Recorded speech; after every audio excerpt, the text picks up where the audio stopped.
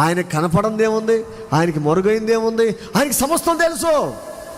పాతాళం తెలుసు, పాతాళంలో మనుషులు తెలుసు, పాతాళం ఉన్నదేంటో తెలుసు. నీ మనసులో ఉన్నదేదో, నీ అంతరంగంలో ఉన్నదేంటో, నీ మోహపు చూపులు, నీ మోహపు ఆలోచనలు, నీ కాముకత్వపు దోషాలు యేసయ్యకి తెలీదా?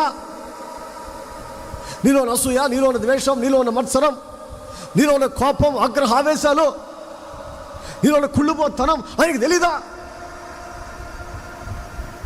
నీ కుళ్ళుబోతనమే ఒక మరకలాగా ఆయన కనబడుతుంది. నీకున్న అసూయ ద్వేషాలే, మత్సరమే ఆయనకి మరకగా కనపడుతుంది.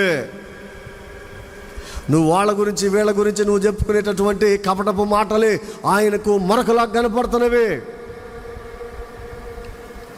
నీ దోషాలు మరకలాగా కనపడుతున్నాయి ఆయనకి. నువ్వు అనుకుంటున్నావు ఎవరు తెలియదులే అని. ఎవరు తెలియకపోవచ్చు, కనీసం నీ భర్తకు తెలియదు, నీ భార్యకు తెలియదు, మీ అమ్మకు తెలియదు, మీ నాన్నకు తెలియదు. నువ్వు సెల్ ఫోన్లో ఏం చూస్తున్నావో ఎవరికి తెలీదు, కానీ ఆయనకు తెలుసు.